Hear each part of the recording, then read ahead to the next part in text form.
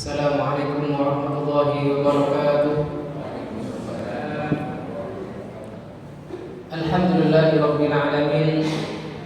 Wa bihi nasta'in ala umuri dunya waddin. Wassalatu wassalamu ala asyrafil anbiya'i wal mursalin nabiyyina Muhammadin wa ala alihi wa sahbihi ajma'in. Amma ba'd. Allahumma la ilma lana illa ma 'allamtana. Innaka antal alimul hakim. Alimna ma yanfa'una wa anfa'na bima 'allamtana wa zidna ilma. Wa arinal haqqa haqqan warzuqna ittiba'ah wa arinal batila batilan warzuqna ijtinabah waj'alna mimman yastami'una al-qawla wa yattabi'una ahsanah. Jamaah kaum muslimin, Bapak dan Ibu semuanya rahimani wa rahimakumullah. Segala puji kita haturkan kepada Allah Subhanahu wa taala yang sampai detik ini kita diperkenankan untuk kembali bertemu, tidak lain tidak bukan dalam rangka bertafaqquh fiddin, yang mana Allah Subhanahu wa taala puji secara tidak langsung orang-orang yang bertafaqquh fiddin melalui lisan Rasulullah sallallahu alaihi wasallam dengan sabda beliau, man yuridillahu bihi khairan yufaqihu fiddin. Barang siapa yang Allah Subhanahu wa taala kehendaki kebaikan padanya, maka Allah Subhanahu wa taala fahamkan dia di dalam masalah agama. Mafhumnya, apabila kita diberi taufik oleh Allah Subhanahu wa taala untuk digerakkan hatinya untuk belajar, maka itu tanda Allah Subhanahu wa taala menginginkan kebaikan untuk kita. Dan sebaliknya, apabila Allah Subhanahu wa taala palingkan seseorang dari menuntut ilmu, maka itu tandanya Allah Subhanahu wa taala tidak inginkan orang tersebut di dalam kebaikan. Nasallallahu salamata wa afiyah. Salawat dan salam semoga senantiasa tercurah kepada uswah hasanah kita, Nabi akhir zaman, Nabi Muhammad sallallahu alaihi wasallam, yang mana irsyad dan bimbingan beliau kita pelajari setiap saat karena berkaitan dengan kehidupan kita, halal dan haramnya. Apabila suatu saat kita terjatuh pada kejahilan, maka hal itu berpotensi besar menggelincirkan kita, menggelincirkan langkah-langkah kita di akhir kelak. Waliyadzubillah. Kita akan masuk pada pembahasan baru setelah kita selesai dari membahas hadis ke 254. Al-Imam Abdullah bin Abdurrahman Al-Basam rahimahullah ta'ala membuat bab tambahan baru sebelum masuk pada bab kedua dari Kitabul Buyu'. Beliau memberikan judul Qaidatun fil Mu'amalatil Muharramah, mulahasatan min kalam Syekhul Islam Ibnu Taimiyah, yaitu kaidah tentang muamalah yang diharamkan atau yang dilarang, dengan diringkas dari ucapan Syekhul Islam Ibnu Taimiyah rahimahullah ta'ala. Kata beliau, al-aslu fi dzalika anna Allah harrama fi kitabih aqla amwalina bainana bil batil. Pondasi tentang hal tersebut bahwa Allah Ta'ala mengharamkan di dalam Al-Quran, mengharamkan tentang memakan harta di antara kita dengan cara yang batil. Wa damal ahbar wa ruhban alladzina yakuluna amwalan nasi bil batil. Allah Ta'ala mencela al-ahbar. Ahbar jamak dari rahib, artinya ahli ilmu dari kalangan ahli kitab. Wa ruhban, dan ahli ibadahnya, yang mana mereka memakan harta manusia, yaitu para pengikutnya, dengan cara yang batil. Wa damal yahuda ala akhdihim riba wa qabnuhu an. Allah Ta'ala juga kaum Yahudi yang mereka mengambil tata cara riba dalam mengambil harta sesamanya, padahal mereka telah dilarang. Maka ini adalah umum. Wa hadza ya'mu kullama yukalu bil batil fil mu'awadat wa tabarru'at. Maka ini umum, setiap hal yang dimakan dengan cara yang batil, baik itu dengan transaksi ataukah sukarela tabarru', wa ma yukhadu bi ghairi ridha mustahiq, ataukah yang diambil dengan cara yang tidak dengan kerelaan orang yang memilikinya. Wa aklu amwalin nasi bil batil fil mu'awadat naw'an. Mengambil harta manusia dengan cara yang batil pada transaksi, apakah itu jual beli ataukah sewa menyewa, pergadaian dan lain sebagainya, ada dua jenis yang Allah Subhanahu wa taala sebutkan di dalam Al-Qur'an. Yang pertama adalah ar-riba wal maisir. Yang pertama adalah riba, yang mana Allah Subhanahu wa taala haramkan riba sebagai bentuk lawan dari sedekah.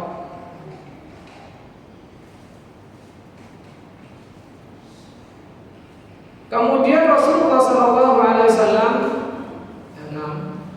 untuk riba Allah Subhanahu wa taala sebutkan di dalam surat Al-Baqarah, Al-Imran, Ar-Rum, Al-Muddatsir, dan surat An-Nisa. Banyak sekali surat-surat yang menyebutkan tentang keharaman riba.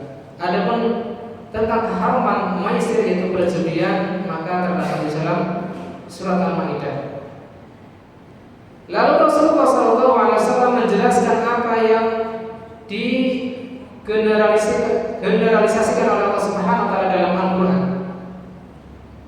Yang mana Rasulullah SAW melarang dari jual beli gharar, wa huwal majhul al-aqibah, yang mana akibatnya adalah tidak diketahui. Karena ini adalah jual beli gharar, ini termasuk dari jual beli maisir atau jenis perjudian. Wa dzalika mithla bai'il 'abdi idza abaqa. Semisal menjual budak yang kabur. Awil farsi wal ba'ir idza syarada. Ataukah menjual kuda dan unta yang lepas dari ikatannya. Ini termasuk jual beli gharar. Spekulasinya sangat tinggi. Ini masih membeli bisa menangkap kembali unta dan kudanya yang dijual ataukah tidak, sehingga dia mengalami kerugian besar.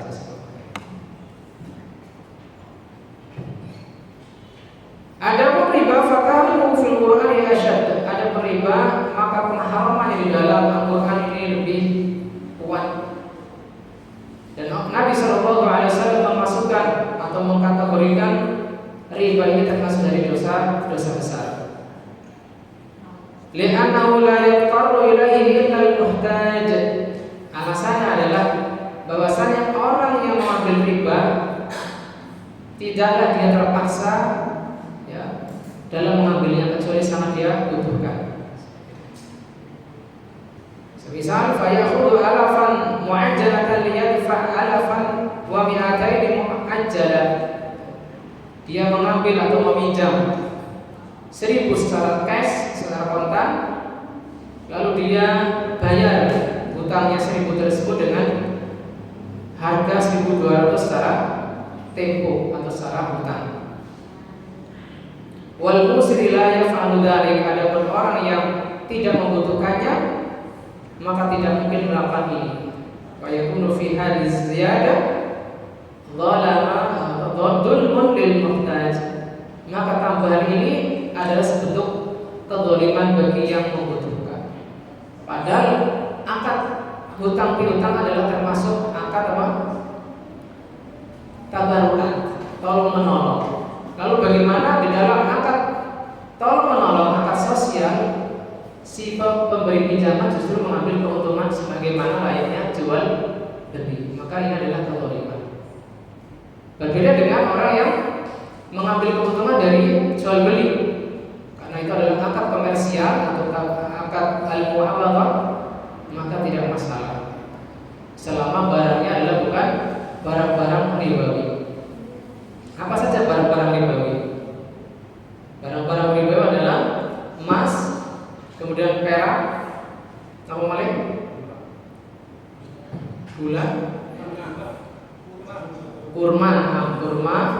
kemudian gandum, kemudian syair itu apa namanya, barley ya, atau jelai, kemudian garam.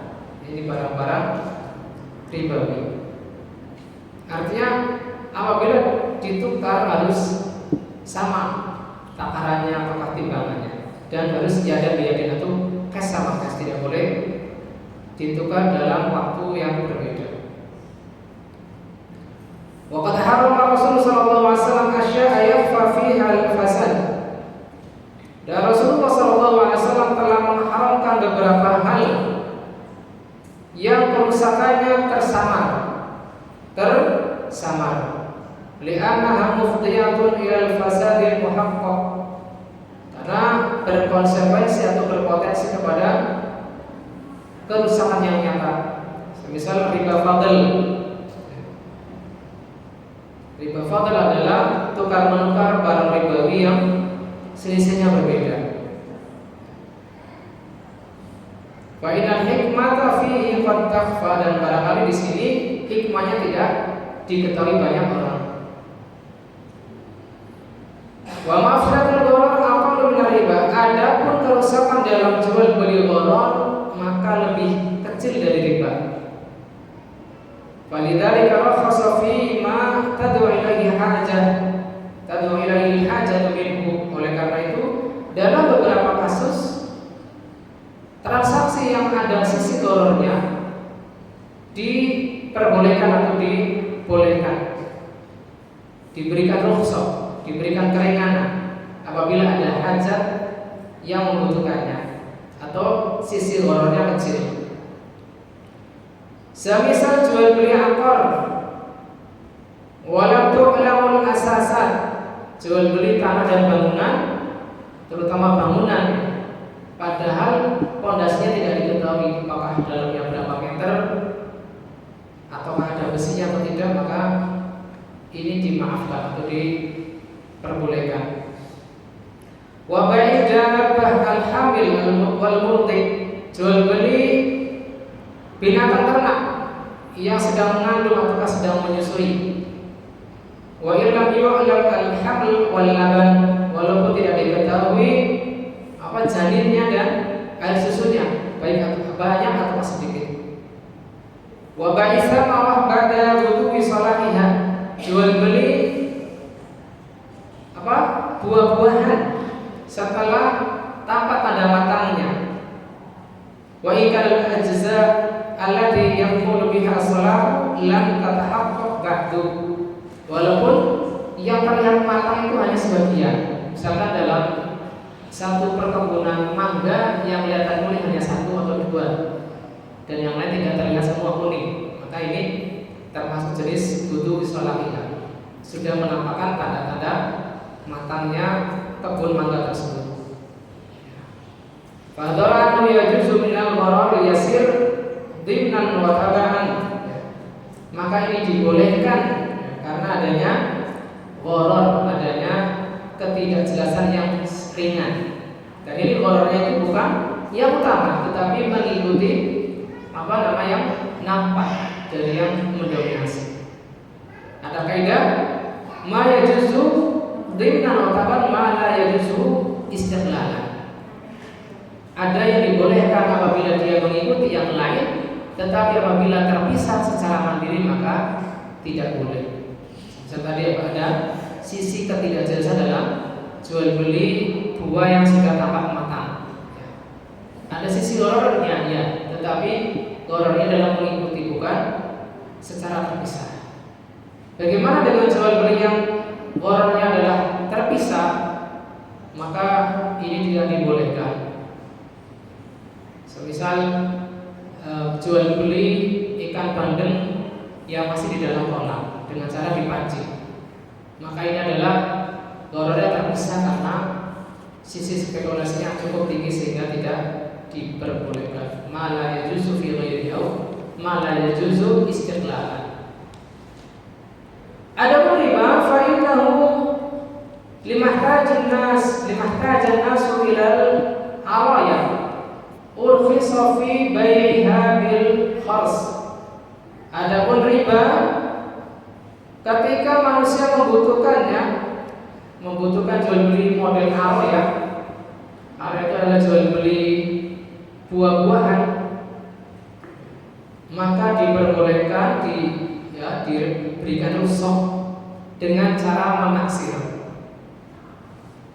Wala yujawizu al-mufaddala al-mutayaqqina, dan tidak diperbolehkan kelebihannya yang akan masuk dalam riba fadl. Bal sawwaqal musawa bil kharsi fil qalil, akan tetapi diperbolehkan ketika dengan taksiran yang hampir sama.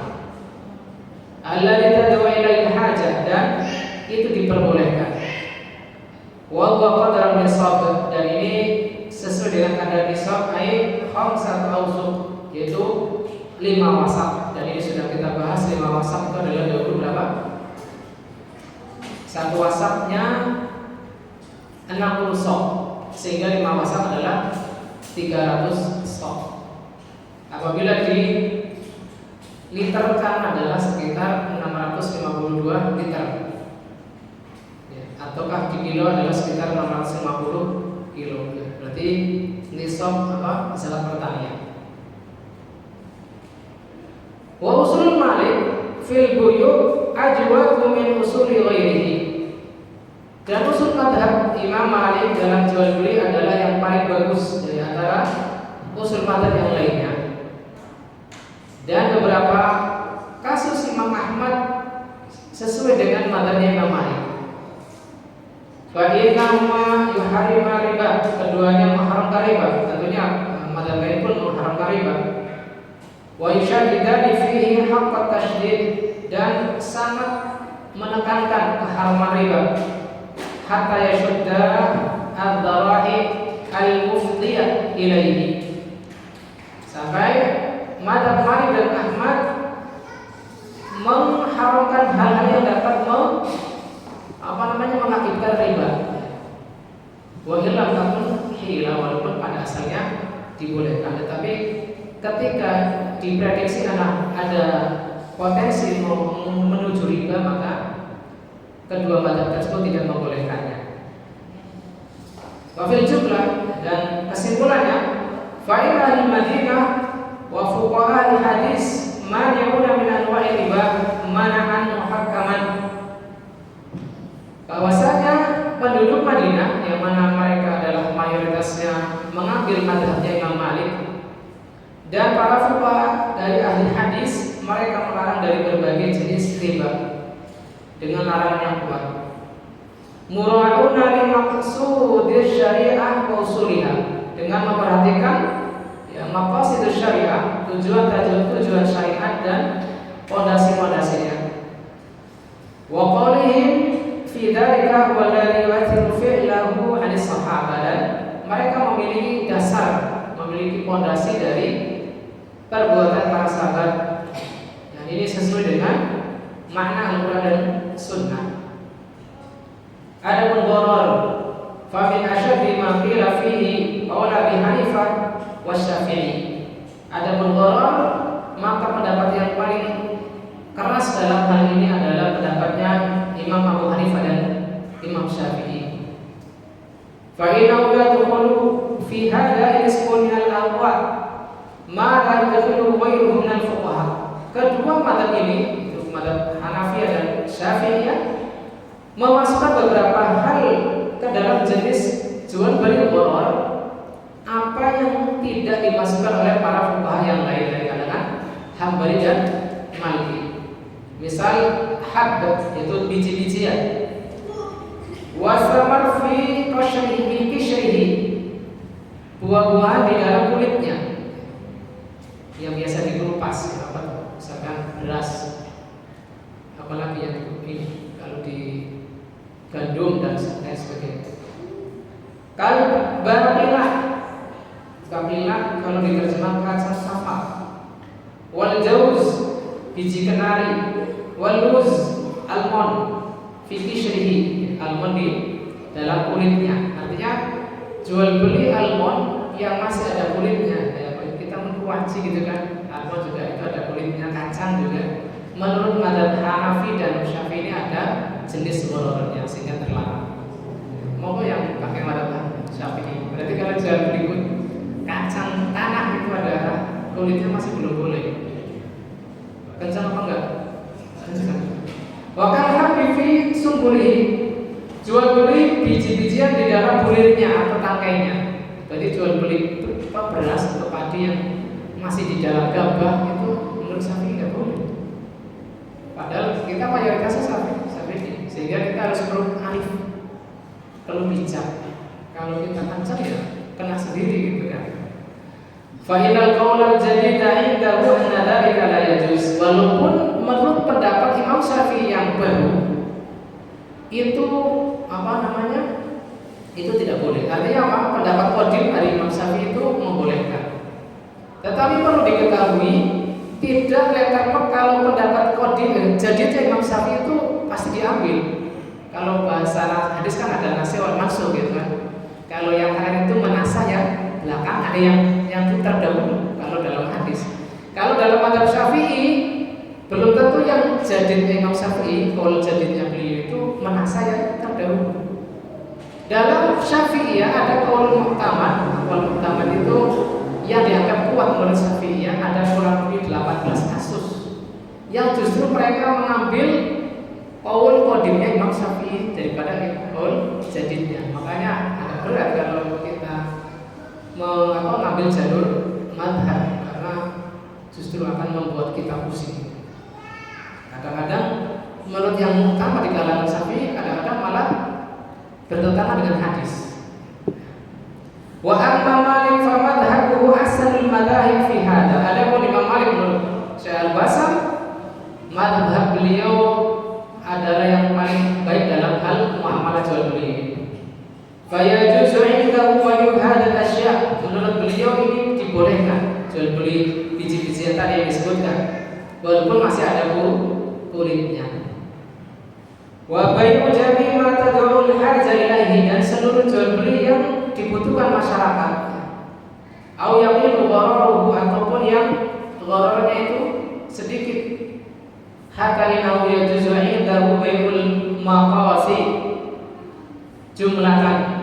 Bahkan dalam mazhab Imam Malik boleh berjual beli sayur mayur satu kebun dengan taksiran satu atau dua tanaman saja.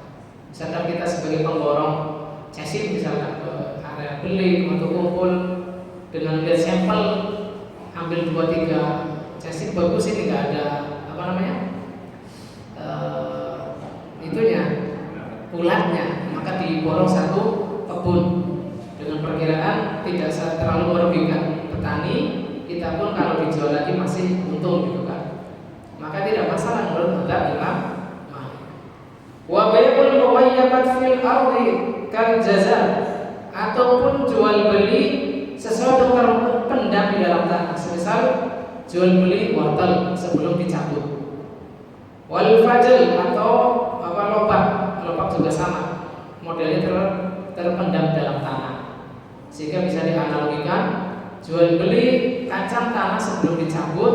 Apabila diambil sampel 1-2 tanaman bagus dan tepakannya biasanya tidak meleset jauh, ya nggak masalah. Ini menurut mazhab Maliki dan disepakati oleh Hambali. Wa Ahmad qaribun minhu, dan Imam Ahmad ini dekat dengan mazhabnya Malik. Faqad kharaja min Aqil Ibnu Aqil anhu wajhaini fiha. Ibnu Aqil meriwayatkan pendapat dari Imam Ahmad 2 pendapat yang saling bertentangan. Asal minhuma annahu yajuzu kama Malik. Adapun satu pendapat dari pendapat Imam Ahmad membolehkan jual beli ada sisi gharar yang ringan, misal mazhab Imam Malik. Wa hadzal qaulu huwa qiyas usul Ahmad rahimahullah taala. Dan ini adalah sesuai dengan usul mazhabnya Imam Ahmad. Belum ada di sana. Kita masuk ke bab kedua setelah Syekh Abdullah bin Abdurrahman Al-Basam rahimahullah taala meringkas kaidah yang disampaikan oleh Syekhul Islam Ibnu Taimiyah bahwasanya larangan jual beli terkait dengan 2 hal secara disebut tadi barusan, riba dan boror. Sehingga bab kedua ini tidak jauh bahasa dari bab pembahasan tersebut antara riba dan gharar. Hadis pertama pada bab ini yaitu bab nahyu an bai'i samarah qabla wudu'i sholatiha. Bab larangan jual beli buah-buahan sebelum matang, sebelum matang. Ini bab kedua dari Kitabul Buyur. Hadis pertama ini adalah disampaikan Abu bin Umar, semoga Allah meridai keduanya. Anna Rasulullah sallallahu alaihi wasallam nahaa an bai'i samarah hatta yabdu sholatuha. Bahwa Rasulullah sallallahu alaihi wasallam melarang dari jual beli buah-buahan sampai tampak matang, sampai tampak kematangan itu sampai udah dari matang. Nabi wal mushtari, yang mana beliau sallallahu alaihi wasallam melarang antara penjual dan pembeli. Di sini riwayat Muslim. Hadis kedua, oh ya, ngapunten ini saya penjelasannya terlalu cepat apa enggak? Terlalu cepat. Berarti pada nyarep nggih. Saya kira cuma cipik. Baik. Hadis kedua dari Anas bin Malik radhiyallahu anhu, anna Rasulullah sallallahu alaihi wasallam, bahwa Rasulullah sallallahu alaihi wasallam naha an bai'is thimar hatta tuzhi. Beliau sallallahu alaihi wasallam melarang dari jual beli buah-buahan sampai tuzhi. Tuzhi di dalam buku hadis disebutkan an yahmar atau yasfar, memerah atau menguning, libani tayyib fihi, sebagai tanda bahwasanya buah tersebut sudah enak dimakan, sudah mulai enak dimakan, enggak sepet gitu kan. Qala hatta tahmar atau tasfar. Lalu beliau sallallahu alaihi wasallam menjelaskan sampai buah tersebut memerah ataukah menguning. Qala ara'aita idza mana Allahu samarah. Apa pendapatmu bila Allah Ta'ala menahan dari kematangan buah tersebut? Artinya apa? Ketika Rasulullah SAW melarang jual beli buah-buahan yang masih sepet gitu kan, masih hijau. Di sini beliau SAW memberikan amalan bagaimana apabila kamu sudah kadung masih DP misalkan, masih harga pada buah tersebut, padahal Allah Subhanahu wa taala menahan dari matangnya buah tersebut. Misal rog-rog gitu kan, kena angin atau dimakan kelelawar, sodot gitu kan. Bima yastahilu ahadukum ala fihi. Bagaimana engkau halalkan, kalian halalkan harta saudaramu. Maka tentunya di sini tidak ada khilaf, tidak ada tata cara menghalalkan kecuali dengan apa yang Allah Ta'ala halalkan dengan jual beli yang tidak ada unsur penipuannya. Mana dari hadis ini bahwasanya kanat simaru mu'arradatan li katsirin minal afati qabla wudu'i sholahiha. Buah-buahan itu sangat rentan terkena penyakit sebelum matang. Walaysa fi bai'iha maslahatun lil mushtari fi dzalikal waqt. Sehingga jual beli pada buah-buahan yang belum matang tidak ada manfaatnya bagi pembeli. Nanti akan dijelaskan ya. Bukan berarti membeli itu mangga sepet gitu buat lotekan itu nggak boleh, bukan ya. Nanti akan diperjelas. Fana Nabi sallallahu alaihi wasallam al-bai'a wal mushtari an bai'iha hatta tuzhi. Sehingga Nabi sallallahu alaihi wasallam melarang antara penjual dan pembeli dari jual beli tersebut sampai barangnya matang, sampai buahnya matang. Alladzi daliluhu fi tamrin aql al-ihmar al-ihmirar awil fisfirar, yang mana pada buah kurma tandanya adalah memerah ataukah menguning. Summa 'ala syari'u al-man'a min tabayyuniha bi annahu law atat 'alaiha afatun aw 'ala ba'dihha. Lalu memberikan alasan pelarangan dari jual belinya, yaitu rentan terkena penyakit ala ba'dihha atau sebagiannya. Bagaimana yahillu laka ayyuhal ba'i ma la akhika al-mushtari. Lalu dengan cara apa engkau wahai penjual menghalalkan harga yang sudah terlanjur diberikan oleh pembeli? Apabila buah-buahannya terlanjur roh-roh, ya, karena kan sudah baru berbunga pada buah mangga ternyata nggak jadi panen. Kalau di kita namanya jual beli ijon apa gitu? Ijon gitu. Kaifa ta'khudhuhu bila iwadin yantafi'u bihi? Bagaimana engkau ngambil harga dari pembeli tanpa ada imbalan yang bisa dimanfaatkan oleh pembeli? Pelajaran dari hadis ini, dua hadis ini. Pertama adalah an-nahyu an bai'i thimar qabla budu'i salahiha. Larangan secara umum dari jual beli buah-buahan sebelum matang. Yang kedua, an-nahyu yaqtadil fasad fa yakunu bai'uha ghayra sahihin. Larangan ini berkonsekuensi pada batalnya jual beli, sehingga jual belinya tidak sah. Yang ketiga, saya sering murojaahnya lebih dari 5 halaman, pilihnya satu bab itu selesai. Ya, karena ini pertemuan terakhir, tapi ya sedapatnya nih, makanya akan cepetan ini. Yang ketiga, jawazu bai'iha ba'da budu'i shalahiha. Maka sebaliknya, ketika dilarang jual beli buah-buahan sebelum matang, maka sebaliknya boleh berjual beli setelah sudah tampak tanda kematangan pada buah. Wa kadzalika ba'aha qabla budu'i shalahiha bi syartil qat'i fil hal. Nah, ini yang saya disyaratkan di awal. Begitu pula menjual buah-buahan sebelum matang dengan syarat langsung dipetik.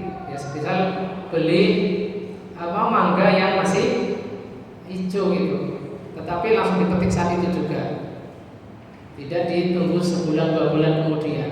Artinya tidak boleh mendepekkan sesuatu yang belum jadi pada buah-buahan secara khusus. Dan ini pendapat jumhur. Artinya ada sebagian mazhab yang tidak membolehkan. Yang keempat, anna dalil as-salahi fi samari an-naqli al-ihmirar awil isfirar. Tanda kematangan pada buah kurma secara khusus adalah memerah atau menguning. Walaupun pada sebagian buah-buahan hal ini tidak terlihat.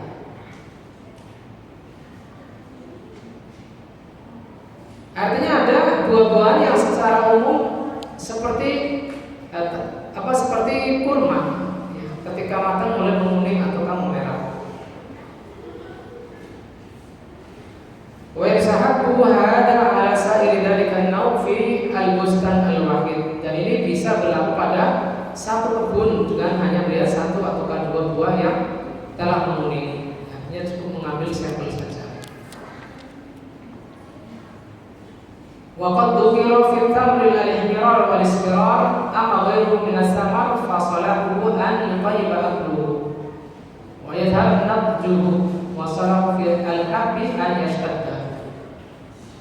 Penyebutan Nabi sallallahu alaihi wasallam tentang memerah atau menguningnya buah-buahan adalah pada kurma. Adapun selainnya ya bisa dicicipi, misalkan kacang ya mulai enak dimakan, tidak banyak airnya mungkin ya. Kalau pada biji-bijian boleh keras, misalkan pada gabah, kalau dipencet gabahnya tidak keluar airnya mungkin, maka ini tanda kematangan. Jadi intinya adalah pada buah-buahan atau pada biji-bijian berbeda ciri-cirinya masing-masing, tidak selalu letterlek memerah atau menguning. Pelajaran kelima, al-hikmatu fin nahyi wa annaha qabla wudu'i sholati mu'awwadatun likasir min al-afal. Rahasia atau hikmah dari pelarangan ini ya secara umum bahwasanya membeli buah-buahan sebelum matang ini rentan terhadap serangan berbagai penyakit atau kerusakan. Bila tarifat atau kabarat saradalika fi milkil mushtari, sehingga apabila sudah terkandung dibeli harga dibayar, maka ketika rusak ini menjadi tanggungan pembeli. Alladzi lam yantafi minha, sehingga tidak dapat mengambil manfaat dari buah-buahan yang sudah dia bayar. Wa yakunu min aqlil amwali bil batil, sehingga termasuk kategori mengambil uang pembeli dengan cara yang tidak dibenarkan oleh agama Islam.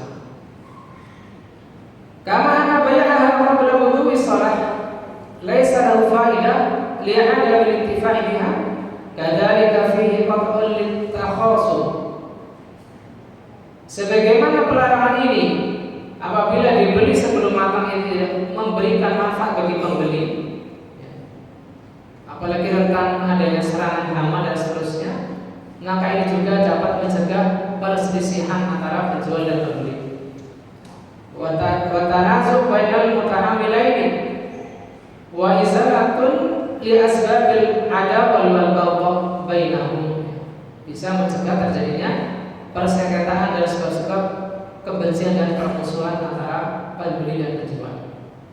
Faedah terakhir dari hadis ini, fihi tahrimu akli amwalin nasi bi ghairi haqq. Di dalamnya terdapat pelarangan atau pengharaman mengambil harta manusia dengan cara yang tidak benar. Walau bima fihi suratu ridha min at-tarafain, walaupun tampaknya ada kerelaan atau keridhaan antara dua pihak, antara pembeli dan penjual. Tetapi apabila tata caranya tidak memenuhi syariat, maka tetap diharamkan atau dilarang. Wallahu ta'ala a'lam bishawab. Kita dengarkan adzan Isya terlebih dahulu sebelum kita lanjut kepada hadis ketiga. Sallallahu ala nabiyina Muhammadin wa ala alihi wa sahbihi wasallam. Bismillahirrahmanirrahim. Wassalatu wassalamu ala Rasulillah wa ala alihi wa sahbihi wa man wala, amma ba'du. Kita lanjutkan ke hadis berikutnya, yaitu hadis ketiga. Qala al-mu'allif rahimahullah wa huwa al-Imam Abdul Ghani al-Maqdisi an Abdullah bin Umar radhiyallahu ta'ala anhu qala, dari Abdullah bin Umar semoga Allah meridhai keduanya, dia mengatakan bahwa Rasulullah sallallahu alaihi wasallam 'anil muzabanah an yabi'a samara ha'idhihi in kana nakhlan bi tamri kailah wa in kana karman an yabi'ahu bi zabibin kailah. Rasulullah sallallahu alaihi wasallam melarang dari jual beli muzabanah, yaitu menjual buah-buahan yang masih di pohonnya, semisal nakhl itu kurma, dengan harga tamar yang sudah kering dengan ditakar. Wa ikana karman, apabila anggur maka menjualnya dengan atau menukarnya dengan anggur kering, zabib atau kismis yang sudah ditakar. Misalkan membeli beberapa tangkai kurma tidak ditakar terlebih dahulu lalu ditukar dengan kurma kering, misalkan kurma luntok, kurma yang basah. Lalu ada tukar-menukar di sini dengan kurma yang sudah kering. Si pembeli inginnya kurma yang masih basah, lalu ditukar dengan tamar, kurma kering. Itu pula berlaku pada anggur. Wa idza nasar'an an yabi'u bika liqa'an, apabila tanam tumbuhan dia membelinya atau menjualnya dengan takaran makanan yang sudah matang. Nah, anda dikabuli. Nabi SAW melarang itu semua. Muzabanah secara bahasa diambil dari kata zabel, artinya ada fusyai, dolaman kuat. Ka'an aku la wahidin minal mutabayyi'in yadfa'u sahibahu an haqqihi. Seakan-akan setiap orang dari yang berjual beli memaksakan dengan pihak berangkat demi memperoleh haknya. Di sini Nabi Shallallahu Alaihi Wasallam melarang dari jual beli muzabana, sebagaimana tadi disebutkan dalam hadis, yaitu jual beli sesuatu yang diketahui, artinya di sini dengan tamar yang sudah ditakar, bil majhul, dengan barang yang belum diketahui takarannya, yang masih di dalam ditangkai pohonnya. Min jinsi, dari jenis yang sama, kurma dengan kurma, misalnya kalau di sini kelapa dengan kelapa, mungkin dari lima fiha dan baik minal dharar, dan di sini terdapat dharar, ada bahaya yang bentuknya adalah bahaya. Walima fihi minal jahalah, dan ada ketidakjelasan, ada spekulasi. Bitasawi al-mabi'aini al-mufdiya ila riba, dengan menyamakan dua benda tersebut yang berpotensi kepada riba. Wa qad dhuribat laha amsilatun tuwaddihu wa tubayyinuha, dan telah diberikan contoh oleh Nabi sallallahu alaihi wasallam dengan jual beli kurma dan anggur dan tanaman tadi. Semisal jual beli kurma yang masih ditangkai dengan ditukar dengan kurma kering yang sudah ditakar. Ikhtilaf ulama di sini tentang muzabana. Kita langsung ke bagian ikhtilaf karena tadi sudah dijelaskan di mana hadis. Ulama bersepakat ala anna hadhihi surah al-madhkurah fil hadis muzabanatun, bahwa gambaran yang disebut dalam hadis adalah jual beli muzabana. Walakin al-Imam Syafi'i ja'ala hadhihi surah asal al-muzabana wa al-haqqa biha kulla bay'in majhulin bi majhul. Akan tetapi Imam Syafi'i menjadikan di dalam hadis adalah gambaran asal dari muzabana, dan beliau mengikutkan segala jual beli yang ada unsur majhul dengan majhul. Majhul dengan majhul, misalkan jual beli kurma yang belum ditakar masih ditangkai dengan kurma kering yang belum ditakar juga, dimajul dengan majhul. Au bima'lumin yajri fihi riba, atau dengan sesuatu yang sudah diketahui tetapi mengandung unsur riba. Binaan minhu ala an tufassira al-muzabana ana tafasirul muzabana fi ahadisiha marfu'atun ila an-nabi sallallahu alaihi wasallam. Berdasarkan bahwasanya tafsiran muzabana di dalam hadis-hadis adalah marfu', langsung dari Nabi Shallallahu Alaihi Wasallam, bukan dari penjelasan para sahabat. Wa ala fardin anna tafasiru ruwatiha min as-sahabah fa hum a'lamu bima rawahu.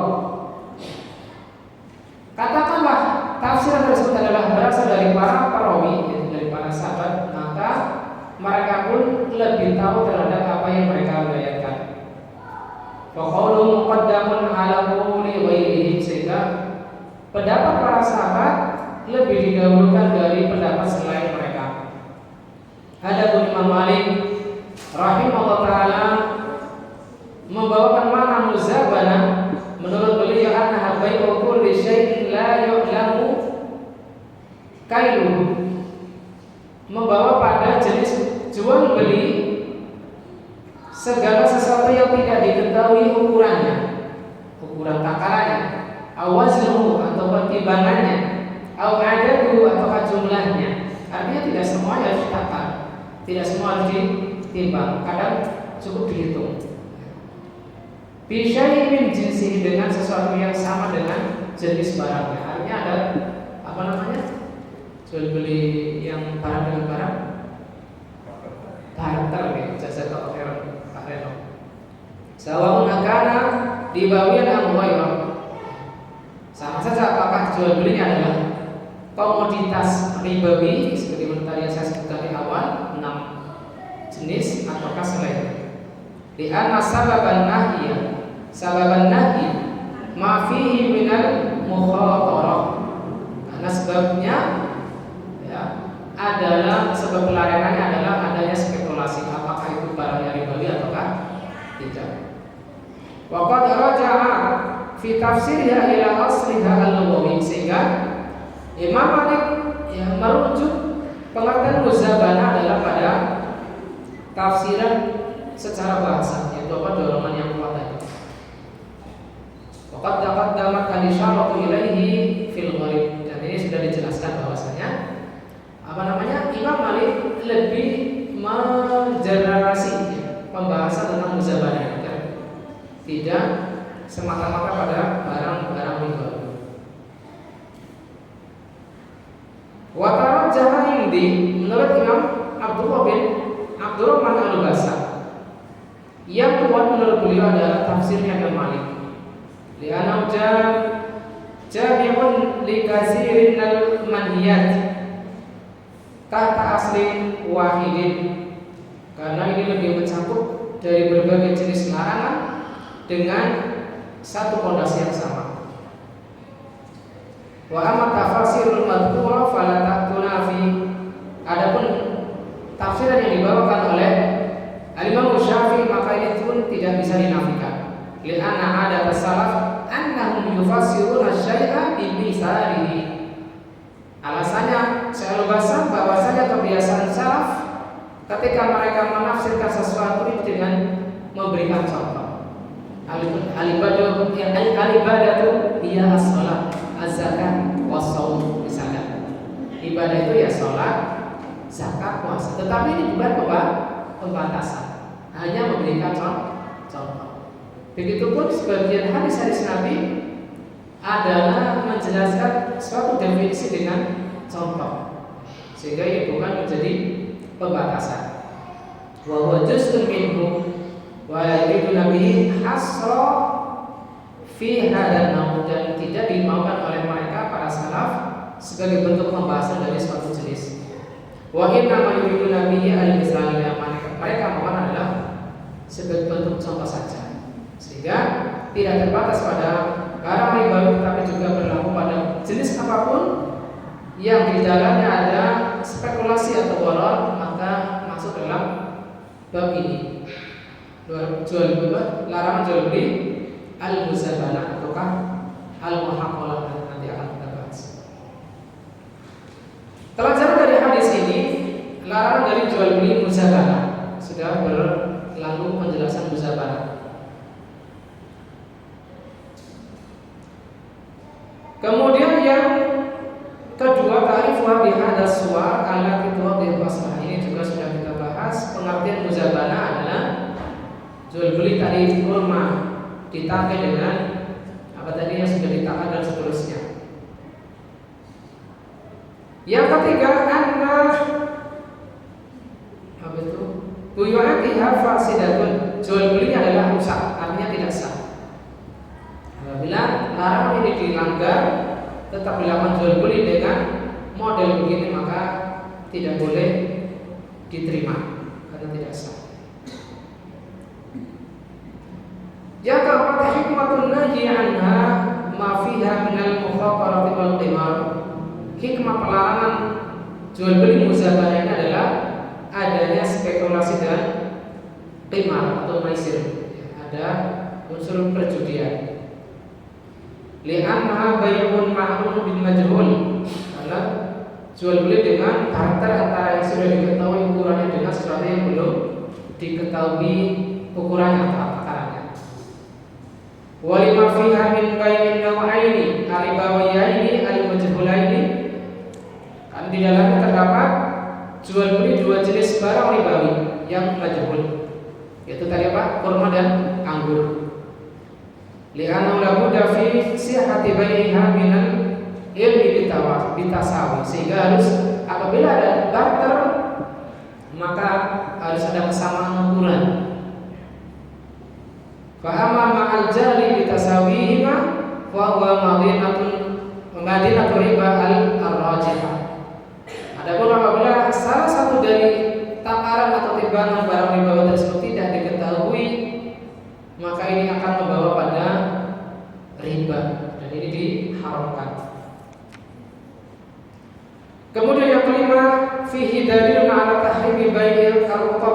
tamar. Lihat ada ilmi bitasawi. Di dalamnya ada larangan atau ada dalil atas larangan tukar menukar rutab dengan tamar apabila salah satu dari barang tersebut tidak diketahui ukurannya. Walau taharra fi tasawihima bal yadullu ala tahrimi bai'i kulli naw'aini ribawiyaini jahal tawasawihima. Ya, walaupun sudah berusaha disamakan, tapi salah satunya memang terhalang dari bisa mengukurnya karena memang salah satunya masih ditangkai. Bagaimana bisa menakarannya? Likaulihi ma ikhtalafa fi rutubah. Karena salah satunya masih terbedakan karena masih dalam keadaan basah, sehingga rutubnya mungkin dalam keadaan lebih sedikit takarannya karena masih basah. Apalagi kalau ditimbang 1 kilonya rutub dengan 1 kilonya tamar tentunya berbeda. Tamar karena keadaannya lebih kering lebih banyak kalau ditimbang. Fil rutubah awil yabusa, kekeringan dan basah dan keringnya. Wa imma likawli ahadihima hab'an wal akhar tahinan. Ada ataupun salah satunya sudah dalam bentuk biji-bijian, yang lain adalah tahinan, sudah dalam bentuk tepung.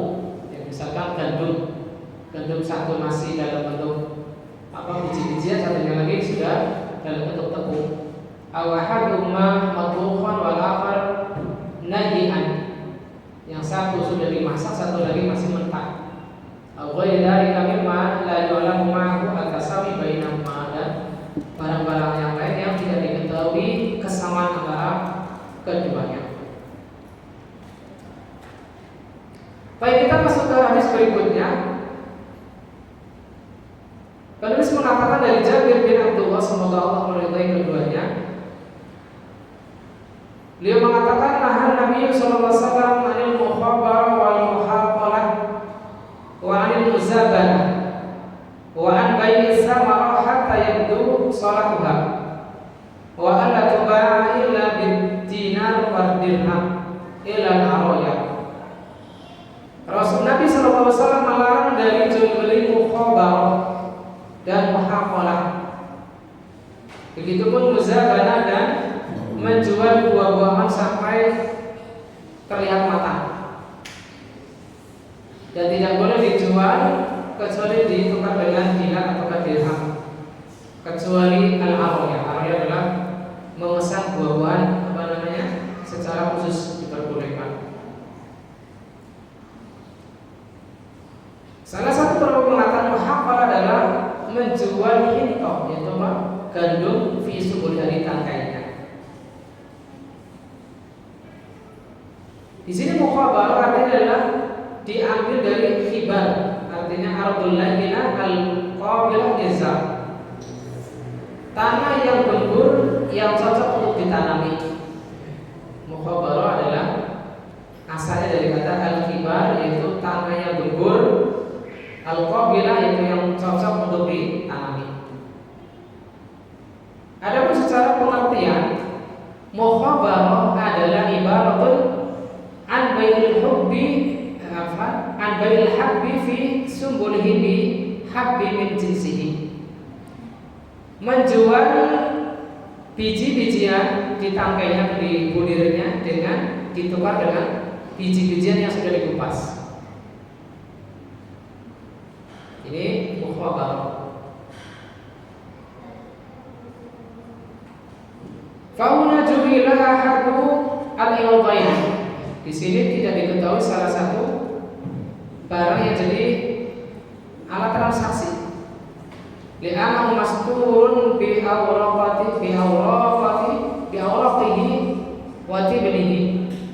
Barang yang masih di dalam tangkainya ini masih tertutup dengan kulit dan mungkin jerami yang terbawa, sehingga secara timbangan mungkin sudah terasa tebal, sudah terasa berat, tapi ternyata ketika dikupas, ya, dirismil gitu kan, ternyata jauh berkurang ya, karena ada jeraminya, ada kulit yang mungkin gabung itu kan nggak ada isinya dan seterusnya.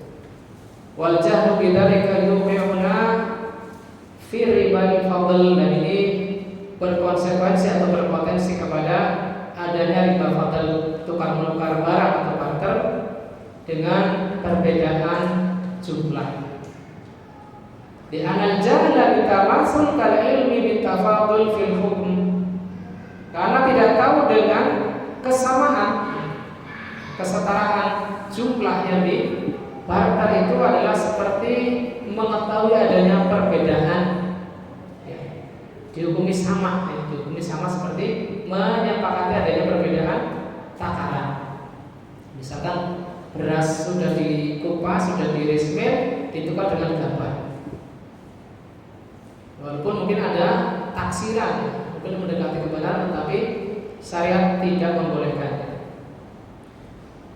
Lalu muhaqalah diambil dari al-haqal wa wazarahu wa mawdi'uhu, yaitu tanaman dan tempatnya, yang diambil termasuk isim mustaq dari al-haqal. Wal muradu biha la bai'ul hinta disumbuliha. Yang dimaksud dengan muhaqalah di sini adalah jual beli gandum di tangkainya. Bihintatin safiyatin natin, dengan gandum yang bersih dari jerami.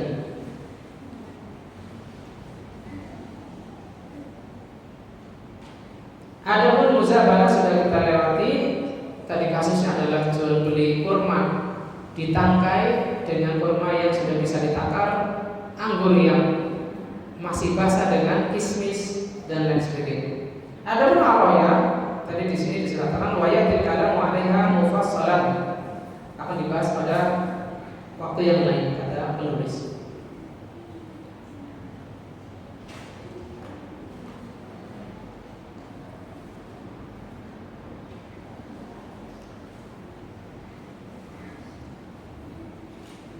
Lima terkama nahan bayi simar qabla dhuhuri salahiha hifdhan lil huquq wa li'alla ya'khudul ba'i as-saman bila muqabil yantahu bil al-mushtari. Di sini terdapat beberapa larangan dari macam-macam jual beli tersebut, semisal jual beli buah-buahan sebelum matang sebagai bentuk penjagaan terhadap hak-hak pembeli, sehingga penjual tidak mengambil harga dari pembeli yang mana tidak dapat dimanfaat oleh si pembeli. Ada beberapa larangan, ada beberapa pelajaran dari hadis ini. Yang pertama adalah an-nahyu 'anil mukhabarah wal muhaqalah wal muzabanah. Dalam hadis ini mempertegas larangan dari jual beli muzabanah karena disebut dua kali. Dan ada tambahan adanya larangan jual beli mukhabarah. Apa tadi barusan?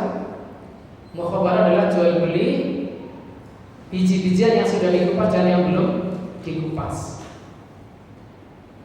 Begitupun muhaqalah, langsung tertuju pada gandum yang masih ditangkainya dengan gandum yang sudah dibersihkan dari jerami. Adapun jual beli aroya ini dibolehkan karena ada kebutuhan. Yang ketiga, an-nahyu an hadhihi lima fiha minal jahli bitasawi al-yadaini. Hal ini adanya larangan karena adanya ketidaktahuan ukuran akan keduanya. Alasan dari pelarangan jual beli mukhabarah dan muhaqalah adalah ketidaktahuan ukuran keduanya.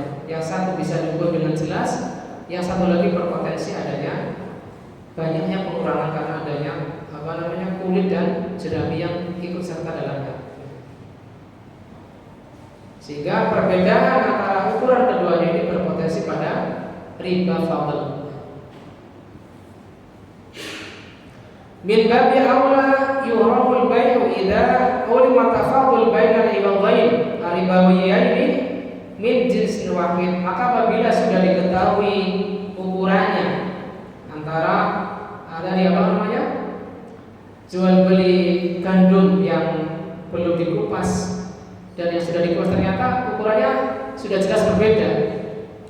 Lebih banyak gandum yang belum dikupas misalkan, maka ini lebih utama untuk dilarang karena ini lebih berpotensi pada riba.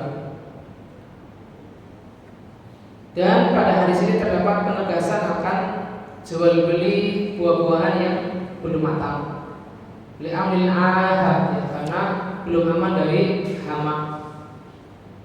Wa qad la tu'manul ahad walakinnahu taqil. Kadang-kadang memang aman dari hama. Beberapa buah-buahan itu justru hamanya datang ketika hampir matang. Wa ba'dun nakhl la tusibul ahad illa ba'da wudu'i salatiha. Sebagian kurma tidak tertimpa hama kecuali ketika hampir matang. Walakin muta'azzim bainan nasi anna min daimanil ba'i. Akan tetapi ini sudah diketahui oleh masyarakat, ya, saling memahami bahwasanya barang yang belum diberikan harga masih dalam tanggungan penjual, walaupun masih ada apa tadi gharar yang masih ringan tetapi bisa dimaafkan, bisa ditoleransi. Berbeda dengan memberi harga lebih awal pada buah-buahan sebelum matangnya dengan waktu yang cukup lama, hatta yang belum istiwaan sampai benar-benar matang. Mungkin ini saja bisa kita bawakan. Adapun jual beli berikutnya ya tentang apa namanya, Rasulullah SAW melarang dari jual beli anjing, kemudian mahar zina waliyadzubillah, wa akhul walil kahin, ya, apa namanya, uang tips atau mahar dari perdukunan. Maka kita akan bahas di lain waktu insyaallah. Saya tidak mengatakan di pertemuan berikutnya karena insyaallah sebentar lagi tafikan. Barangkali ada pertanyaan apakah hal-hal yang perlu diperjelas dari pembahasan kita ataukah pembahasan-pembahasan di luar tema, maka saya persilakan. Wassallallahu ala nabiyyina Muhammadin wa ala alihi wa sahbihi